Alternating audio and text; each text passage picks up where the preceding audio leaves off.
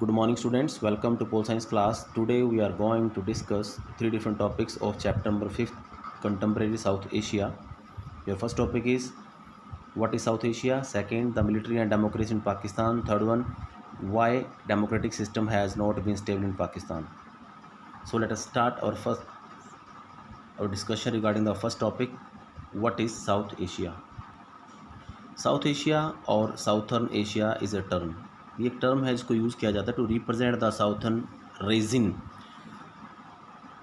दक्षिण का जो क्षेत्र है for the Asian continent. Asia महाद्वीप का दक्षिण के जो क्षेत्र है उसमें आने वाले सभी देशों को रिप्रेजेंट करने के लिए इसका यूज़ किया जाता है। It usually include the countries first Bangladesh, second Bhutan, third India, fourth Maldives, fifth Nepal, six Pakistan and seven Sri Lanka. In 2014 Afghanistan was also included in the list. तो ये 7 कंट्रीज़ है, बाद में अफगानिस्तान को भी ऐड कर दिया गया था इस लिस्ट के अंदर।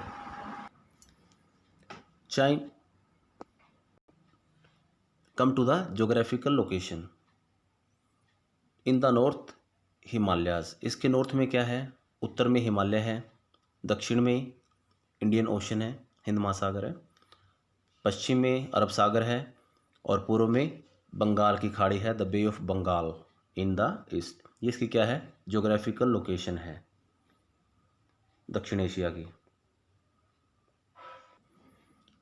चाइना दाओ एन इम्पोर्टेंट प्लेयर, चाइना एक इम्पोर्टेंट प्लेयर है but it is not consider to be part of the region, लेकिन इसको क्षेत्र का हिस्सा नहीं माना गया है।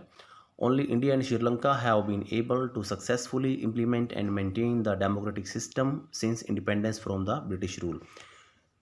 ब्रिटिश रूल से आज़ादी मिलने के बाद, स्वतंत्र होने के बाद, सिर्फ 2 ही देश है, श्रीलंका और भारत, जो अब तक अपने यहाँ पे लोकतंत्र को इम्प्लीमेंट किए हुए हैं, मेंटेन किए हुए हैं।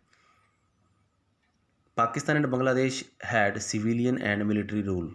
पाकिस्तान और बांग्लादेश में हमेशा क्या रहा है? सिविलियन और मिलिट्री रूल दोनों ही रहे हैं over the period in different phases, लेकिन अलग अलग टाइम पीरियड में। मालदीव्स मल्टी पार्टी सिस्टम है, डेमोक्रेसी वहाँ पे। और in south Asia everyone likes democracy because you know very well in democracy we can lead a good life, we can enjoy our life, but in dictatorship we lead our like a slave, एक गुलामों की तरह जीवन जीना पड़ता है dictatorship में। Next topic, the military and democracy in Pakistan. After the implementation of first constitution in Pakistan, Pakistan में संविधान बनने के बाद, इम्प्लीमेंट होने के बाद, general Ayub Khan took the command. General Ayub Khan के हाथों में सत्ता आ गई थी,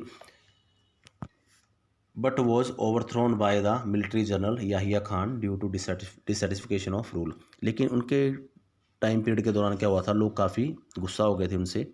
सो ऐसे में he has to resign his from his post, उसे अपने पद से इस्तीफ़ा देना पड़ा था। And in this way once again military general Yahya Khan get the chance to take over the rule, शासन को अपने हाथों में लेने का मौका मिल गया था। And Yahya Khan took the command till 1971 after defeated the war with India. अब उस टाइम से लेकर अब क्या हुआ कि 1971 में भारत और पाकिस्तान का वॉर हुआ। रीज़न क्या था? जो ईस्टर्न एरिया था, वहाँ के जो लोग थे, all these people are Bengalis, but Pakistan imposed Urdu language on them and ignore their culture. So that's why they came in India to get shelter. So Indian government helped them. भारतीय सरकार ने उनकी सहायता की, उनको आज़ादी दिलाने के लिए भारत और पाकिस्तान का युद्ध हुआ। And what was the result? In 1971 a new country came into existence that was called Bangladesh.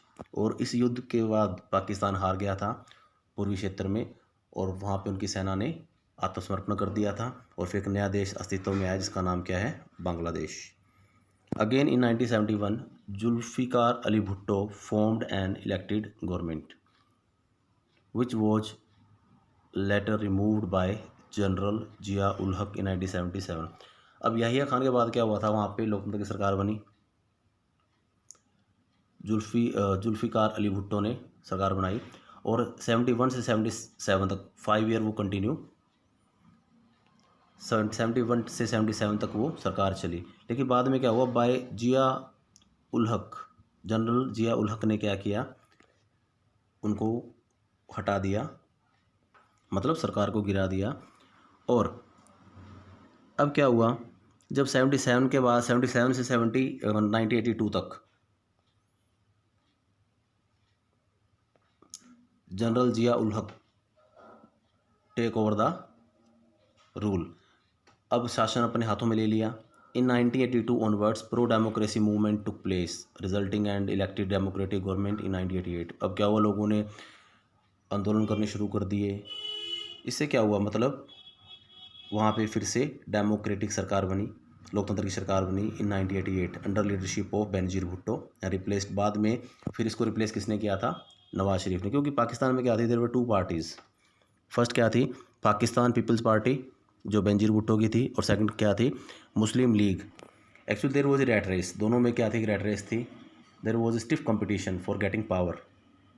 सो नवाज शरीफ, बाद में नवाज शरीफ ने क्या किया था, बेनजीर भुट्टो की सरकार को रिप्लेस कर दिया था और नवाज शरीफ ने वहाँ पे सरकार बनाई थी। सो नवाज शरीफ का जो टाइम पीरियड था एज ए प्रेसिडेंट, वो कौन सा है, 1 नवंबर 1990 से जुलाई से लेकर जुलाई 93 तक वो क्या बने थे, प्रधानमंत्री बने। ये 12वें प्रधानमंत्री थे वहाँ के। और फिर सेकंड टाइम पीरियड क्या आया था उनका, 17 फैब 1997 टू 1999, 17 फरवरी 1997 से लेकर 1999 तक नवाज शरीफ वहाँ के प्रधानमंत्री रहे थे।